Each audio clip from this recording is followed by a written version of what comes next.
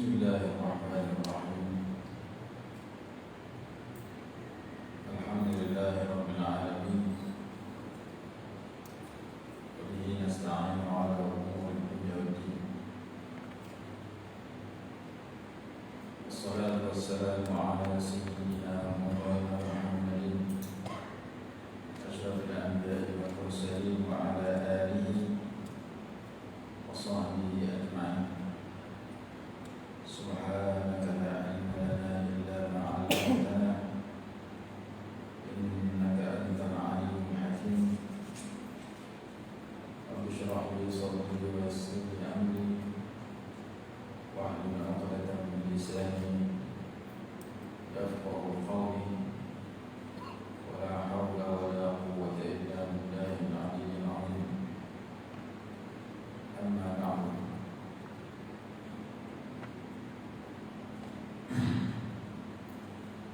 Sebelum kita sambung tajuk at-taqwa yang dibicarakan oleh kita sejak beberapa pertemuan yang lalu, hari ini saya nak cakap sikit satu tajuk yang ditanya oleh seorang sahabat kita. Minta Ustaz cerita sikit tentang Nabi Khidir. Apakah Nabi Khidir alaihi salatu wassalam itu masih hidup atau telah meninggal dunia? Dan kalau ada, tolong sebutkan satu dua dalil untuk kami ketahui kalau Nabi Khidir itu masih hidup, dan bagaimana ubah paras dia, dan apakah orang tertentu pernah berjumpa dengan Nabi Khidir alaihi salatu wassalam. Baik. Pendapat tentang Nabi Khidir ini masih hidup ataupun tidak, ulama berselisih pendapat di dalam menentukan Nabi Khidir ini masih hidup ataupun tidak. Pendapat yang pertama menyatakan bahawasanya Nabi Khidir sudah meninggal dunia, sudah mati. Kalau wujud pun wujud roh saja. Allah berfirman, "Wa ma ja'alna li basharin min qablika al-khuld" dalam surah Al-Anbiya.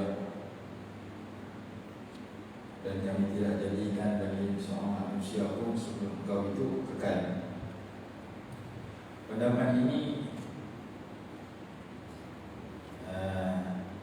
disokong oleh Imam Bukhari, Ibnul Munani, Abu Bakar Ibn Al-Arabi, Abu Ya'la, Ibn Farrah, Ibrahim Al-Hadi, Abu Tahir Al-Ibadi, dan lainnya. Pendapat yang kedua menyatakan Nabi Khidir masih hidup seperti dia, hayyul yurzaq. Pendapat ini disokong oleh Al-Imam Ibn Salah, Al-Imam Al-Tha'labi, Al-Imam Nawawi, Al-Hafidh Ibn Hajar Al-Asqalani, dan kebanyakan para ulama. Beliau akan mati pada akhir zaman. Jadi pendapat kebanyakan ulama menyatakan Nabi Khidir masih hidup.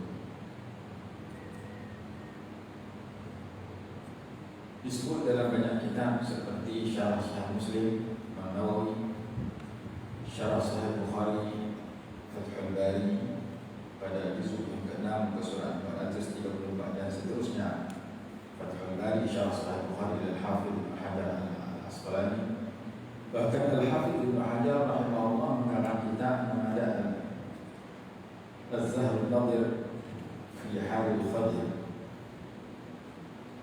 Dan disebut oleh Imam Ibn Katsir di dalam kitabnya Al-Bidayah wa Nihayah. Disebutkan juga oleh Imam Ibn Hajar dalam kitabnya Al-Isabah fi Tamyiz As-Sahabah Al-Imam Ibn Hajar Al-Haytami rahimahullah dalam kitabnya As-Sawa'iqul Muhriqah. Al-Imam Nawawi rahimahullah dalam kitabnya Tahdhibul Asma' wal Lughat. Bahkan pendapat yang menyatakan Nabi Khidir masih hidup disebutkan juga oleh Syekh Ibn Taimiyah dan disokong oleh Syekh Ibn Taimiyah di dalam kitabnya Majmu' al-Fatawa yang keempat, muka surat 338. Jadi Imam Ibn Hajar rahimahullah al-Asqalani rahimahullah dalam kitabnya Fathul Bari mendatangkan jawaban dan penolakan kepada golongan yang berkata ia telah mati, dan menjawab hadis dan hujah yang dikeluarkan oleh mereka.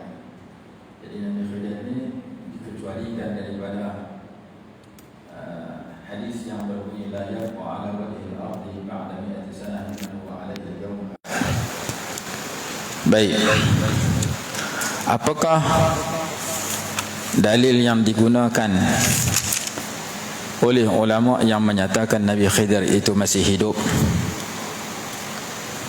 Kalau secara ringkasnya Al-Imam Ibn Katsir dalam kitabnya Al-Bidayah wan Nihayah menyatakan, wa amma al-khilafu fi wujudihi ila zamanina hadha fal jumhur ala annahu baqin ila al-yawm. Adapun perselisihan pendapat apakah Nabi Khidir masih hidup sehingga hari ini, maka kebanyakan ulama atau majoriti ulama menyatakan ia kekal sehingga hari ini.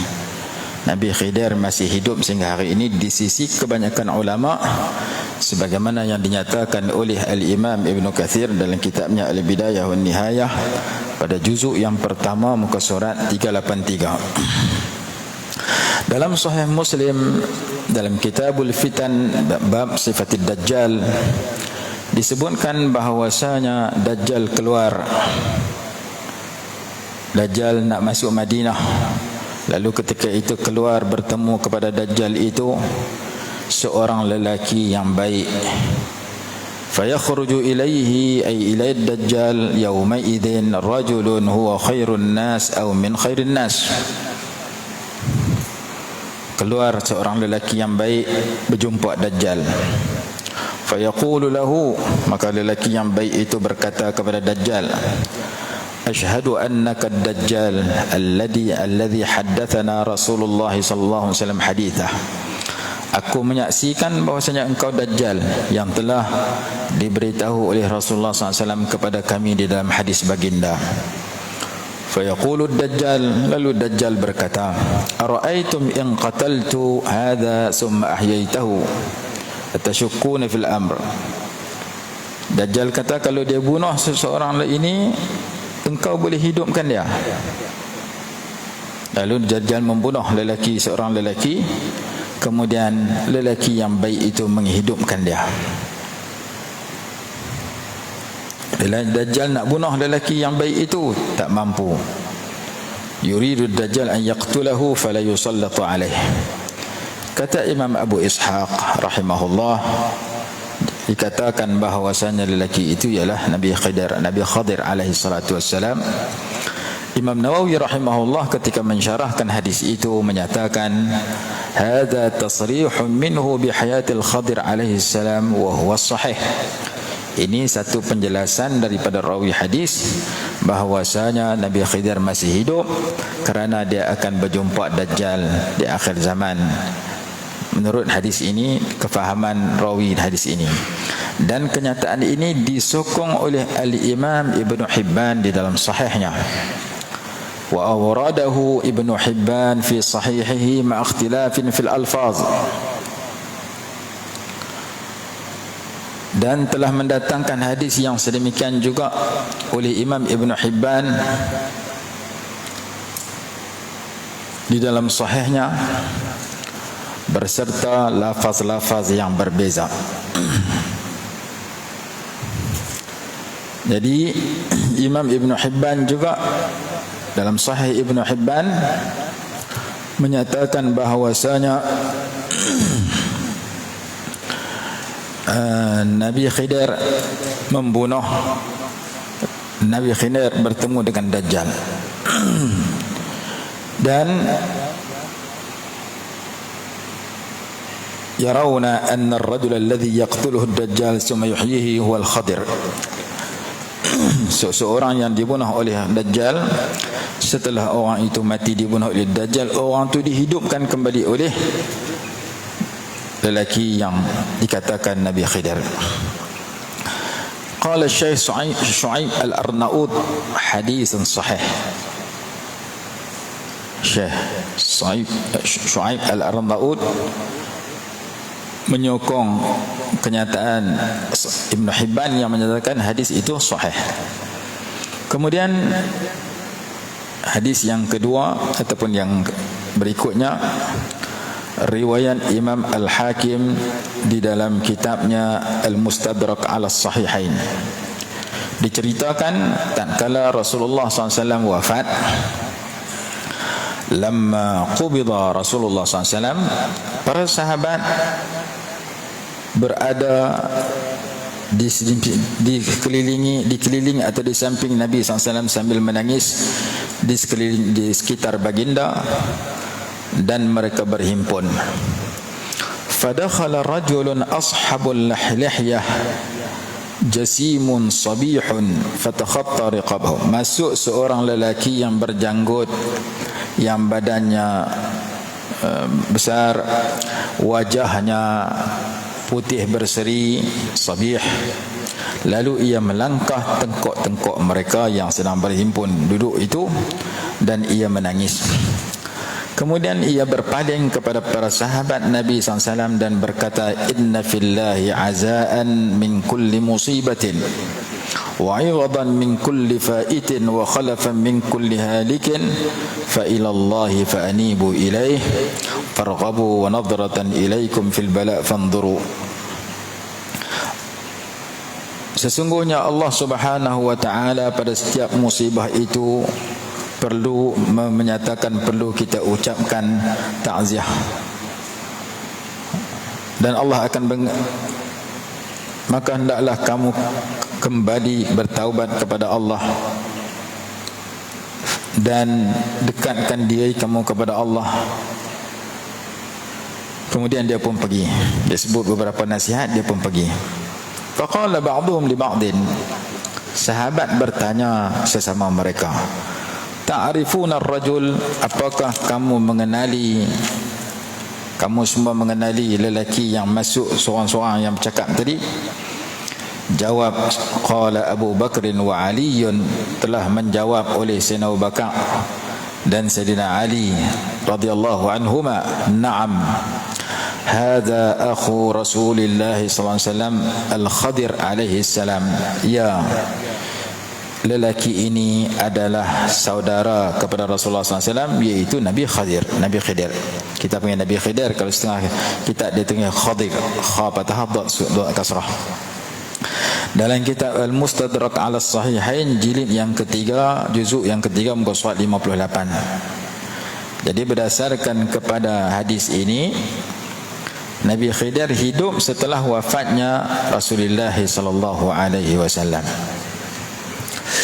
Di dalam kitab Hilyatul Awliya karangan Al-Imam Abu Nuaim rahimahullahu ta'ala, pada juzuk yang kelima, muka surat 254, disebutkan bahawasanya Nabi Khidir datang bertemu dengan Sayyiduna Umar bin Abdul Aziz rahimahullahu ta'ala. Nabi Khidir mai jumpa Sayyidina Umar bin Abdul Aziz rahimahullah, dan kisah ini didatangkan oleh Al-Imam Ibn Hajar Al-Haytami rahimahullah di dalam kitabnya As-Sawa'iqul Muhriqah.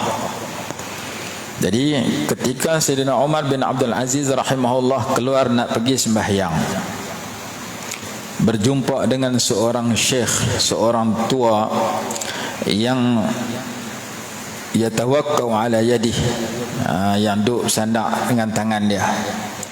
Faqultu fi nafsi, maka kata Sayyidina Umar bin Abdul Aziz rahimahullah dalam diri, dalam hati dia cakap dalam hati dia, inna hadha syekh jafin, syekh ni seorang yang jauh, tak kala dia semayang, selesai semayang, lelaki itu berkata, aslahallahu al-amir min asy-syaikh alladhi kana yattaki'u ala yadik. Semoga Allah memperbaiki Amir kerana sangkaannya kepada Syekh yang bersandar di atas tangannya. Qala ya Riyah.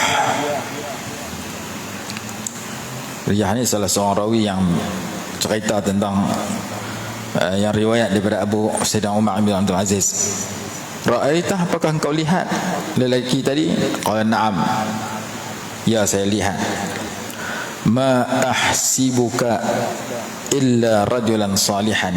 Kata lelaki itu kepada Sayyidina Umar bin Abdul Aziz, aku tidak mengira engkau, tidak menganggap engkau, melainkan engkau seorang lelaki yang baik.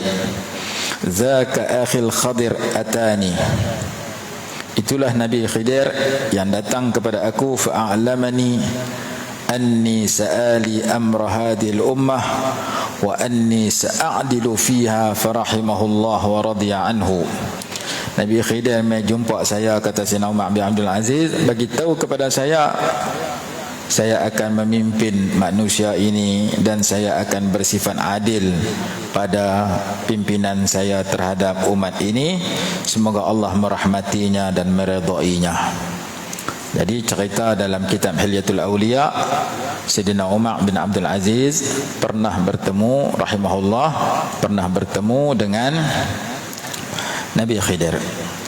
Begitu juga dalam kitab Tabaqat Al-Kubra Asy-Syafi'iyah, Tabaqat Syafi'iyah Kubra, karangan Al-Imam As-Subki, pada juzuk yang kedua muka surat 4243 disebutkan kisah Imam Syafi'i rahimahullah bertemu dengan Nabi Khidir.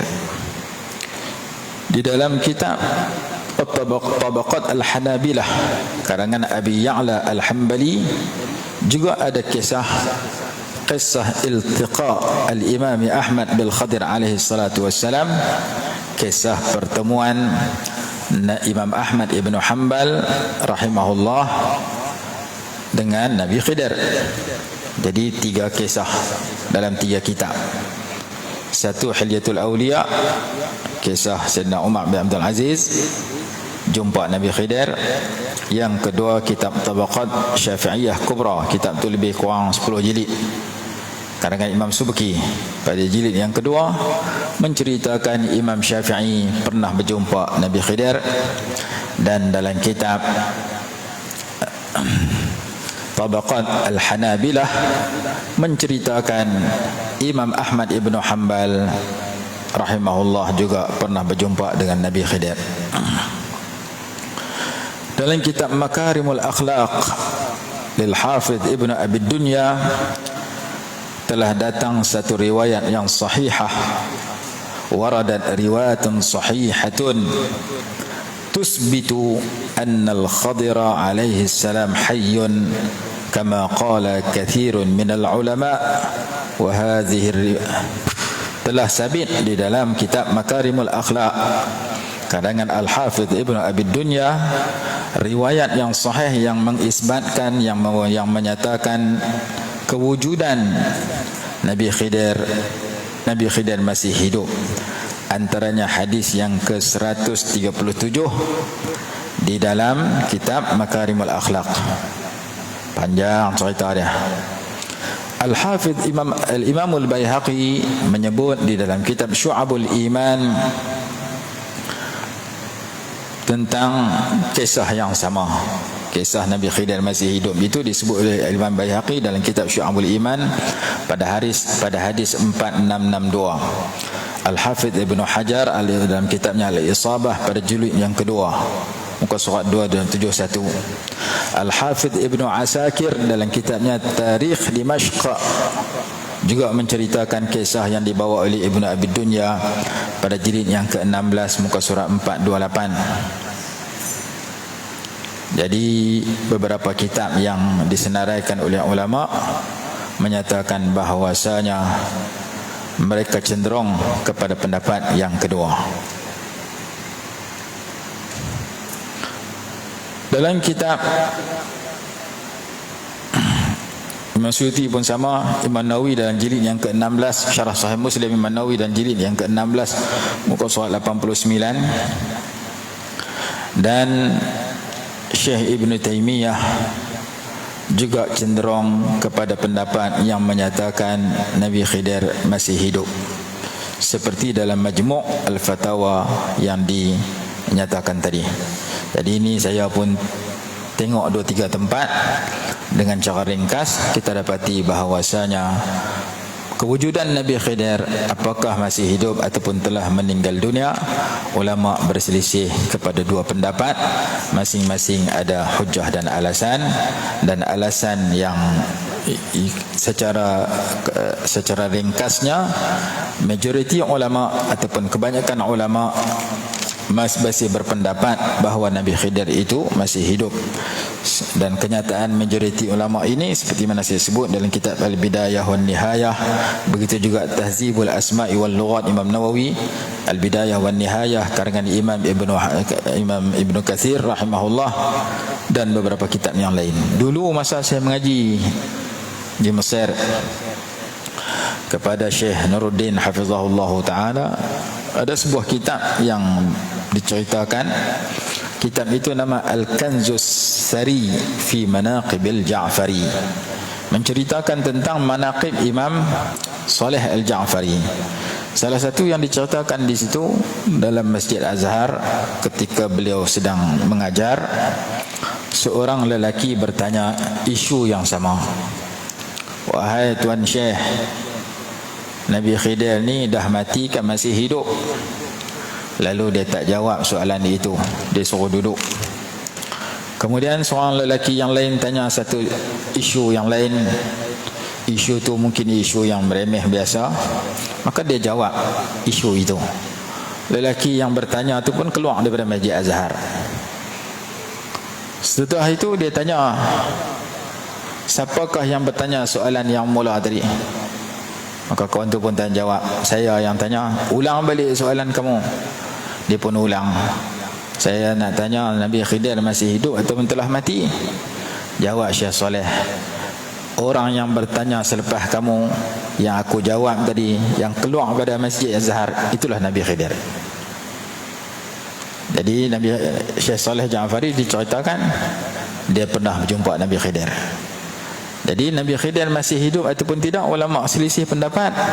Dalam Imam Abu Ishaq di dalam Sahih Muslim dan dalam Sahih Ibn Hibban menyatakan Nabi Khidir masih hidup kerana ia akan bertemu dengan Dajjal di akhir zaman. Itu, dan begitu juga hadis Imam Hakim dalam Mustadrak, Nabi Khidir datang selepas kewafatan Nabi SAW di kalangan para sahabat, dan yang menyatakan ia Nabi Khidir dan wajahnya sabih, wajahnya berseri, wajahnya bercahaya. Yang menyatakan sedemikian ialah Sayyidina Abu Bakar dengan Sayyidina Ali radhiyallahu anhuma, menyatakan orang itu adalah Nabi Khidir. Jadi beberapa hadis itu menjadi satu kenyataan yang dibawa oleh golongan yang menyatakan Nabi Khidir itu masih hidup. Jadi kesimpulan dia, Nabi Khidir masih hidup atau meninggal, ulama berselisih 2 pendapat. Dan yang kata Nabi Khidir sudah meninggal pun ulama-ulama yang terkenal, yang menyatakan Nabi Khidir masih hidup pun ulama-ulama yang terkenal seperti Al-Hafidh Ibnu Hajar Al-Asqalani, seperti Al-Imam Nawawi.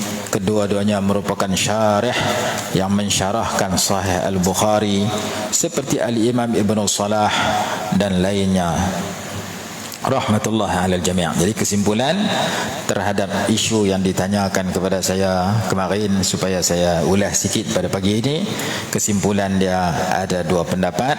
Maka terpulang kepada pendengar nak cenderung kepada mana-mana pendapat, masing-masing mempunyai hujah dan alasan. Tetapi kalau kita lihat kepada hujah ulasan ulama, bukan sahaja ulama-ulama yang kita sebutkan nama mereka cenderung kepada pendapat itu, bahkan dikatakan bahawasanya dalam kitab Majmu' Al-Fatawa Ibn Taymiyah jilid yang keempat pun dia bercenderung kepada pendapat bahawasanya ia masih hidup sehingga sekarang. Itu secara ringkas yang boleh saya sebut, yang saya faham daripada beberapa kenyataan ulama yang menyatakan sedemikian. Walaupun ada beberapa kitab lain lagi yang saya rasa tak perlu saya sebut panjang, cuma sekadar memberi penjelasan. Ini perkara yang dipersisihkan oleh para ulama, dan yang mana lebih ramai? Yang lebih ramai yang menyatakan Nabi Khidir masih hidup. Wallahu alam. Itu saja yang boleh saya sebut bagi menyampaikan hajat seorang dua kawan kita yang minta saya bercakap sikit dan sebut kitab-kitab supaya ia menjadi pertimbangan kepada pendengar terhadap kisah yang berkaitan dengan kewujudan Nabi Khidir ataupun tidak. Baik, panjang bila 7.30 bila. Jadi tajuk perbincangan kita yang kemarin kita sambung lagi 10 minit ataupun 5 minit yang kita hentikan kemarin, iaitu kita telah membicarakan tentang ayat berkenaan dengan apa kemarin ni?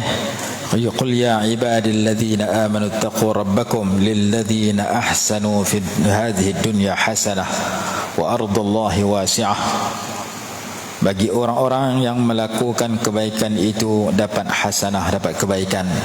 Jadi orang buat baik pasti dia mendapat baik. Orang kerja bagus mesti dapat gaji bagus. Kita pergi kerja di taman, di kebun, kerja tukang kebun, kerja kita bagus, maka pemilik kebun itu suka kat kita, dia sambung lagi kerja kita, dia bayar gaji kita dengan sempurna. Kalau kita pergi kerja kita tak bagus, maka kemungkinan dia tak bayar gaji sepenuh, ataupun dia potong separuh gaji, ataupun dia buang kerja terus. Maka Allah Subhanahu wa taala menawarkan kepada kita, kalau kita nak kebaikan, hendaklah kita rajin melakukan kebaikan. Allah sebut lilladzina ahsanu fi hadhihi dunya hasanah. Kita masih membicarakan ayat 10 dalam surah Az-Zumar. Qul ya ibadilladzina amanu taqu rabbakum. Katakanlah wahai hamba-hambaku yang bertakwa, wahai hamba-hambaku yang beriman, bertakwalah kamu semua kepada Tuhan kamu semua. Lilladzina ahsanu fi hadhihi dunya hasanah. Bagi orang yang melakukan kebaikan di dunia ini akan diberikan balasan yang baik. Sebagian ulama tafsir kata syurga. Hasanah sama ada kebaikan itu di dunia ataupun di akhirat. Bahkan itulah permohonan yang elok kita baca setiap hari. Sayyiduna Anas radhiyallahu anhu berkata, kana aktsaru du'ai Rasulillah sallallahu alaihi wasallam, Rabbana atina fid dunya hasanatan wa fil akhirati hasanatan wa qina adzabannar. Sayyiduna Anas radhiyallahu anhu berkata, adalah doa yang paling banyak dibaca oleh Rasulullah sallallahu alaihi wasallam ialah Rabbana atina fid dunya hasanah. Ya Allah, ya Tuhan kami, berikan kepada kami di dunia ini kebaikan. Wa fil akhirati hasanah, dan di akhirat itu kebaikan. Wa qina adzabannar, dan pelihara kami daripada siksa neraka. Doa ini diriwayatkan dalam banyak kitab hadis, antaranya di akhir kitab Bulughul Maram karangan Al-Hafidh Ibn Hajar Al-Asqalani rahimahullah, yang disyarahkan oleh beberapa ulama. Antara syarah yang terkenal Subulus Salam, antara syarah yang terkenal juga Ta'tirul Anam karangan Syekh Nuruddin Itr, antara syarah yang terkenal juga apa yang karangan Al-Bassam tu. Ada juga syarah Bulughul Maram yang panjang 10 jilid lebih, saya tengok di Mekah. Saya tak ingat nama apa, tak beli pun. 15 jilid kalau tak silap, syarah Bulughul Maram. Dan ada ulama menyusun hadis Bulughul Maram dalam bentuk syair. Dia ambil hadis-hadis tu, dia buat syair tentang hadis-hadis itu. Ilham Allah Ta'ala bagi kat dia, dia reka hadis tu, maksud dia menjadi syair. Syair tentang Bulughul Maram, tentang hadis-hadis dalam kitab Bulughul Maram. Jadi dalam kitab itu di akhir disebutkan satu hadis yang terkenal Nabi SAW paling banyak, antara doa yang paling banyak Rasulullah baca yang tu, dengan arti kalau Rasulullah SAW baca banyak, kita juga kena baca banyak. Sebab tu kita baca tiap-tiap hari. Lepas sembahyang subuh baca, lepas sembahyang Zuhur, Asar, Maghrib, Isya baca, lepas sembahyang sunat kalau kita baca doa baca. Jadi ada riwayat menyatakan kalau Nabi SAW nak baca satu doa, Sayyidina Anas kata kalau nak baca satu doa baca hak tu saja. Kalau nak baca dengan hak lain, baca hak lain, buh hak tu sama. Maksudnya jangan tinggal doa ni. Kita nak baca doa pendek, baca hak tu saja. Saya tak mau baca banyak-banyak, saya baca sepatah ya. Baca Rabbana atina fid dunya hasanatan wa fil akhirati hasanatan wa qina adzabannar. Cukup. Saya nak baca hak lain sama, baca hak lain banyak mana pun, seminit ke 10 minit ke sejam kan nak baca doa, tapi hak tu kena ada. Rabbana atina fid dunya hasanatan tu kena ada. Ada seorang ulama dia pergi buat haji, sepanjang jalan dia baca hak tu di Arafah baca tu, di Mina baca tu. Doa yang ringkas dan padat. Rabbana atina fid dunya hasanatan wa fil akhirati hasanatan wa qina adzabannar. Bahkan ada ulama menyatakan bahawasanya di antara tempat doa mustajab, di antara waktu doa mustajab ialah ketika kita mengucup Hajarul Aswad. Masa kita pergi haji, masa kita pergi umrah, kalau ada peluang untuk kita kucup Hajarul Aswad, kita usaha. Tapi kebanyakan orang tak berani pergi dekat, pasal situ lautan manusia sedang berebut-rebut, kadang-kadang sampai berdarah, kadang-kadang sampai terpenyek orang, tak berani pergi sakit dan sebagainya. Tapi kalau ada ruang mudah, kita pergi kucup Hajarul Aswad. Saya pergi Mekah buat umrah selepas musim haji. Bila habis musim haji, visa umrah belum buka, maka kami pun masuk dengan visa bisnes. Ketika itu orang tak ada di Mekah, orang pakat keluar balik, kita masuk. Maka ketika itu nak kucup Hajarul Aswad macam kita beratak di kantin, 30 orang, 20 orang, lepas orang masuk, lepas orang tak berebut langsung. Yang tu cukup mudah, boleh kucup Hajarul Aswad dengan senang. Pi musim haji, pi musim umrah Ramadan, pi musim umrah yang lain, nak pi dekat tak berani, susah nak kucup Hajarul Aswad. Jadi saya dapat peluang kerana saya pi masa tu umrah selepas musim haji. Jemaah haji balik tak habis lagi, kita masuk buat umrah. Maka harga barang pun murah. Yang sepatutnya harga 100 rial mungkin jadi 50 rial, separuh turun kerana 100 rial tu harga musim haji, 50 rial harga selepas musim haji. Untuk orang tempatan mudah. Masuk ke Raudah kosong, bukan tekan adu, nak tidur orang boleh. Pasal Raudah tak ada orang dah, orang pakat balik. Masuk Raudah boleh duduk 2-3 jam tanpa ada ganggu. Kucup Hajarul Aswad pun beratok 20 orang, 30 orang, tanpa berebut apa, duduk panjang macam kita duduk di kantin. Habis kita masuk. Musim lain orang macam semut, maka kita tak berani pergi. Apabila kita boleh kucup Hajarul Aswad, doa mustajab ketika itu. Doa mustajab ketika itu takkan kita nak baca doa panjang-panjang. Kucup Hajarul Aswad tak kena gaya, seminit pun tak sampai. Bila kita sampai, mulut kita dia tarik kepala kita keluar. Maka ketika itu baca doa yang ringkas dan padat. Rabbana atina fid dunya hasanatan wa fil akhirati hasanatan wa qina adzabannar. Tak ada habis dia tarik kepala kita keluar. Mula tang tu perhabis keluar. Boleh kucup Hajarul Aswad, baca dalam hati Rabbana atina, dan Rabbana ditarik keluar kepala kita lah. Pas keluar atina fid dunya hasanah, baca kod jalan habis. Baca doa yang ringkas dan padat di tempat saat doa mustajab, seperti peluang kucup Hajarul Aswad. Ni cerita. Tapi nak boleh kucup Hajarul Aswad macam saya sebut tadi, susah, lautan manusia kita kena hadapi. Hukum dia sunat sahaja. Maka kita nak mudah, kita lambai kot jauh, kita kucup tangan kita. Tu saja kita dah buat ketika haji umrah. Nak pergi masuk dekat tak boleh, susah. Walaupun begitu, doa itu boleh dibaca ketika tawaf. Bahkan daripada rukun Yamani nak pergi ke Hajarul Aswad, yang terakhir ketika kita tawaf pusingan penjuru yang terakhir, kita mula daripada Hajarul Aswad, pusing ke Hijr Ismail, pusing sampai kepada rukun Yamani, daripada rukun Yamani sampai ke Hajarul Aswad, penjuru yang terakhir itu, itulah doa yang dibaca. Rabbana atina fid dunya hasanatan wa fil akhirati hasanatan wa qina adzaban nar wa adkhilnal jannata ma'al abrar ya aziz ya ghaffar ya rabbal alamin. Tu doa diulang daripada penjuru yang terakhir sebelum Hajarul Aswad sampai Hajarul Aswad. Di situ di doa diaminkan, doa ketika itu diaminkan oleh 70,000 malaikat kalau tak silap.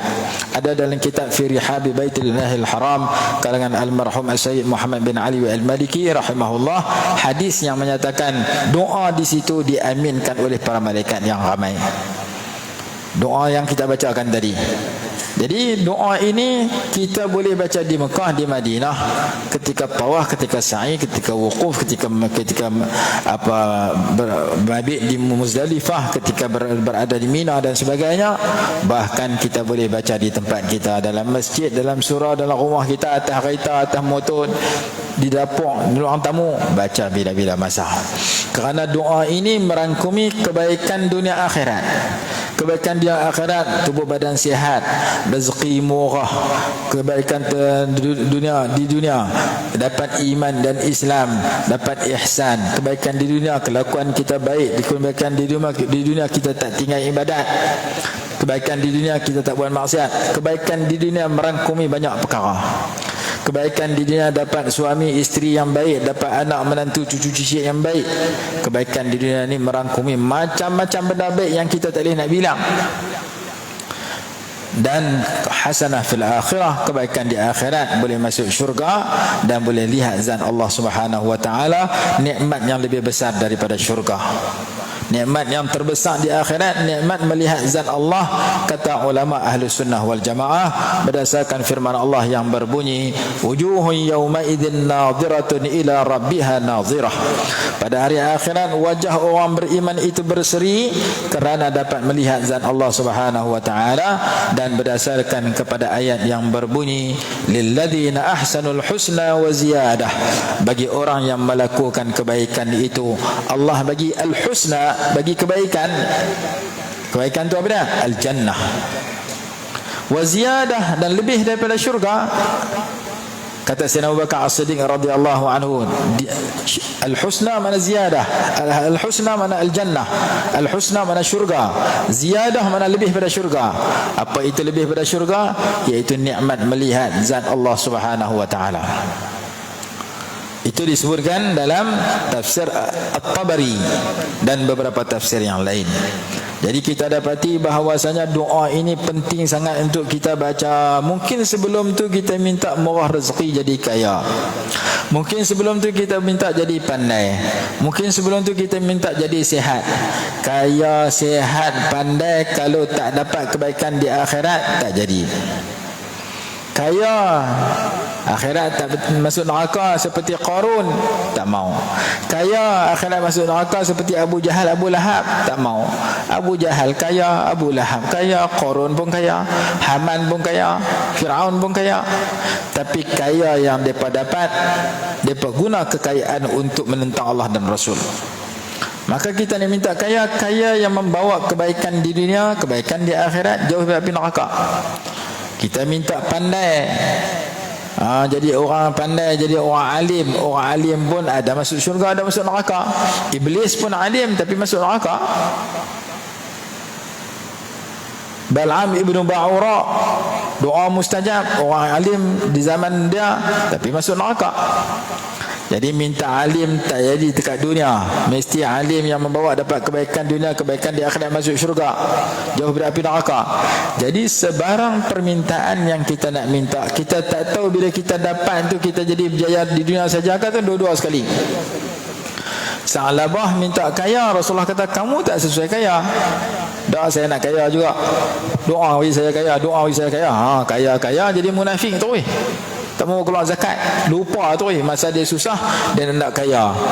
Bila kaya dia tak mau buat baik, tak mau keluar zakat. Kata dalam tafsir surah At-Taubah, maka kaya jenis Sa'labah tak mau.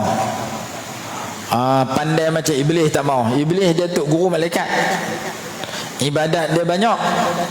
Iblis ada ilmu banyak, ada ibadat banyak, tapi kelaku tak elok. dia enggan menurut perintah Allah, dan derhaka kepada Allah, dan takabur kepada, sombong kepada Allah, ujub dan hasad dengki. Sifat-sifat buruk ada ke iblis, maka iblis dimurkai oleh Allah. Jadi kata ulama, almarhum guru saya dulu rahimahullah, Pak Mit Bukit Besar, dia kata apa? Dia kata kita nak minta doa apa pas semayang ke, waktu malam ke, minta lah. Nak minta murah rezeki, nak minta tubuh badan sihat, nak minta duit banyak, nak minta pangkat besar, nak minta orang suka, minta apa benda, tapi ujung dia kena baca doa ni.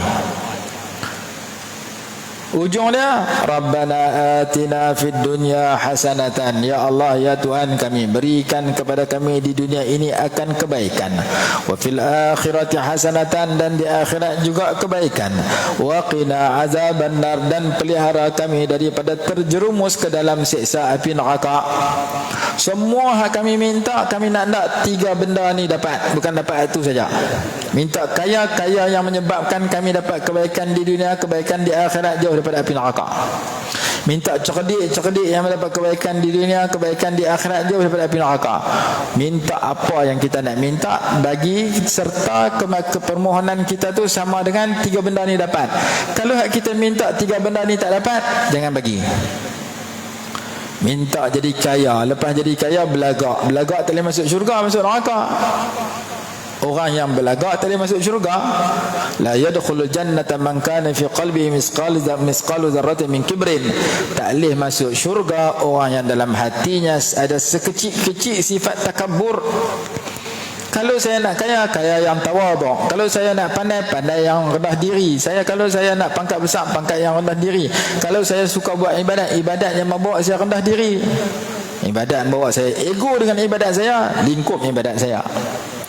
Maka kata ulama, nak minta kaya kan, nak minta rajin ibadat kan, nak minta apa yang kita rasa nak lala ni, silakan, tetapi sertakan dengan doa tadi. Doa di hujungnya yang berbunyi, semua hak saya minta ni saya nak bagi saya dapat, sehingga membawa kepada saya dapat kebaikan di dunia, kebaikan di akhirat, dipelihara daripada masuk neraka. Dunia baik, akhirat baik, mati masuk syurga. Hak tu saya nak. Pandai yang membawa kepada dapat 3 tu, rezeki yang membawa saya dapat 3 tu kalau saya minta rezeki, sihat yang membawa kepada 3 tu kalau saya minta sihat. Apa hajat kita yang kita nak, kita perlu kembangkan, sertakan dengan doa minta dapat 3 benda tadi. Yang pertama, kebaikan di dunia. Yang kedua, kebaikan di akhirat. Yang ketiga, dipelihara daripada disiksa dalam neraka. Saya nak dunia baik, akhirat baik, lepas tu masuk syurga. Tu kesimpulan daripada doa yang kita bacakan tadi. Allah sebut dalam Quran, lilladzina ahsanul husna, lilladzina ahsanu fi hadhihi dunya hasanah wa ardullahi wasi'ah innama yuwaffas sabiruna ajrahum bighairi hisab. Sadaqallahul azim. Masa tidak mengizinkan, kita berhenti tani dulu, esok kita sambung ayat yang berikutnya. Wallahu alam. Bismillahirrahmanirrahim. Alhamdulillahirabbil alamin. Wassalatu wassalamu ala sayyidina Muhammad wa ala alihi wa sahbihi barik wasallim. Allahumma anfa'na bima 'allamtana wa 'allimna ma yanfa'una warzuqna 'ilman yanfa'una bi rahmatika ya arhamar rahimin. Rabbana atina fid dunya hasanatan wa fil akhirati hasanah wa qina 'adzaban nar. Sallallahu ala sayyidina Muhammad wa ala alihi wa sahbihi wasallam. Alhamdulillah.